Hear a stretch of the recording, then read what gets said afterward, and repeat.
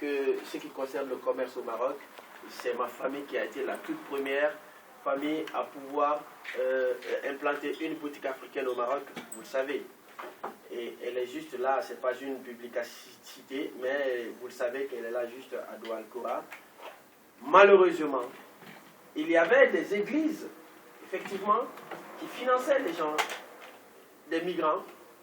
Il y avait aussi le HR qui finançait également les migrants. Il y a même l'OIM à un moment donné et d'autres institutions encore et d'autres personnes de bonne volonté finançaient les migrants pour pouvoir s'auto-employer, comme ce qu'il a dit.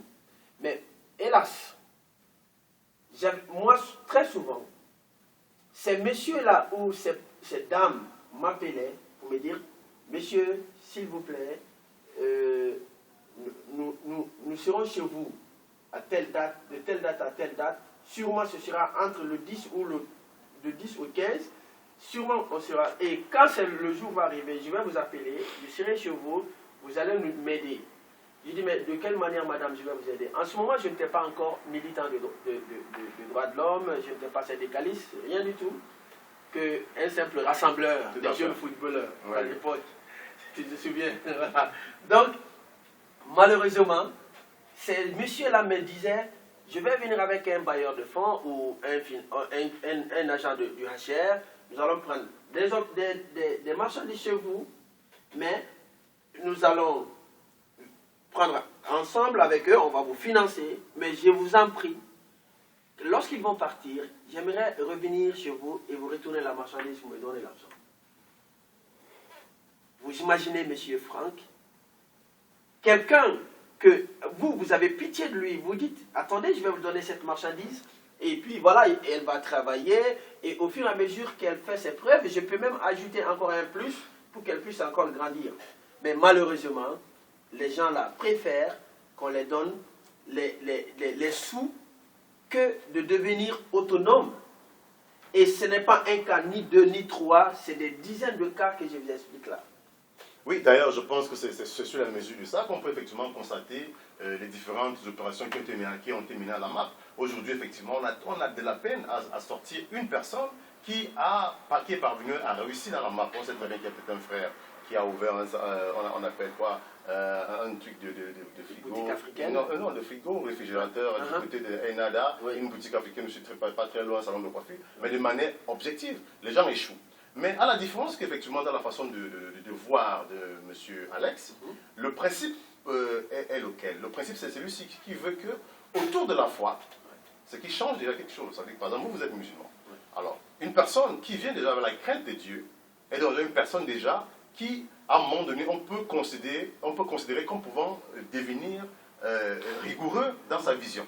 C'est pourquoi, à un moment donné, on dit que les autres communautés, comment elles sont construites? Par exemple, nos frères juifs. Nos frères juifs sont construits autour de leur foi, et autour de leur foi, autour de leur communauté. Et autour de la communauté, il y a eu ce que M. Alex a appelé la communauté de consommateurs et la communauté de producteurs. Ce qui veut dire quoi? Ce qui veut dire que parmi nous, on sait par exemple qu'il y a un frère qui a une boutique qui s'appelle la boutique africaine. À la boutique africaine, il y a par exemple, je ne sais pas trop, des produits africains. Tout ce qui vous... Alors, de manière générale, effectivement, à un moment donné, d'ailleurs, ce qui s'est passé, quand les gens voulaient un produit africain, de manière systématique, ça va où ils vont. À l'époque, quand il y avait une boutique africaine, on allait directement à Douala, c'est là-bas qu'on pourrait trouver les produits africains. À la différence qu'aujourd'hui, il y a beaucoup de boutiques africaines, et donc, du coup, bon, toute autre chose qui se passe est en train de se passer. Mais, est-ce qu'il n'est pas possible, déjà, non, la première question d'abord, c'est de savoir, est-ce qu'une réflexion qu'il veut que déjà les musulmans, est-ce que les musulmans de la communauté noire au Maroc sont déjà organisés? Est-ce que les musulmans de la communauté noire, en tant que musulmans, ont des leaders? Ce qui veut dire que est-ce qu'il y a déjà dans la communauté noire au Maroc ce qu'on peut appeler des imams noirs? Parce que quoi? Pour pouvoir gérer le peuple de croyants, il faut déjà être un leader. Et le leader dans la communauté musulmane, c'est effectivement celui-là qu'on appelle l'imam. Ça, c'est le premier fondement. Alors, est-ce qu'il y a ces fondements dans la communauté musulmane? Voilà, il faut être vrai, je vais dire honnête, et pour dire simplement aller droit au but. Dans nos différentes communautés, je vais dire dans les différentes nations qui sont représentées ici au Maroc, Sénégal, la Guinée, Mali, Côte d'Ivoire, Burkina, le Togo, le Cameroun, chacun a ses leaders. Par exemple, chez nous, dans la communauté guinéenne, on a des aînés qui sont venus depuis 40 ans, ils sont au Maroc. Il y a d'autres depuis 30 ans, depuis 20 ans. Alors, lorsqu'il y a un décès, lorsque nous sommes dans la période de Ramadan ou quelque chose comme ça, on se réunit et il y a ceux-là qui sont... Moi aussi, je suis un petit, comme on le dit chez nous, un petit moment dans ce groupe-là. Parce qu'il s'agit des religieux. Oui. Je connais bien ma religion, mais il y a d'autres qui en connaissent mieux que moi. Donc, dans ce milieu, je me casse et je suis en bas et il suit la procédure. Mais chez les Sénégalais également, d'ailleurs, c'est cette communauté qui est vraiment organisée dans ce domaine-là.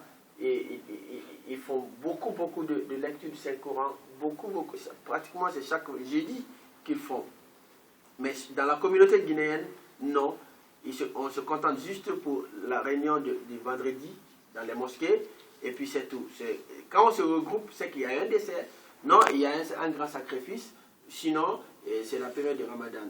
Mais les Sénégalais, franchement, ils sont plus organisés. Et partout où ils sont, les jeunes se mobilisent, ils font la lecture du Coran et continuellement ils le font dans les différentes cités ou dans les différents quartiers où ils sont. Mais chez nous autres, non, ça n'existe pas, malheureusement. Ou pas encore. Alors, monsieur Alex, aujourd'hui, de votre point de vue, est-ce que vous pensez que cela doit être pensé ainsi?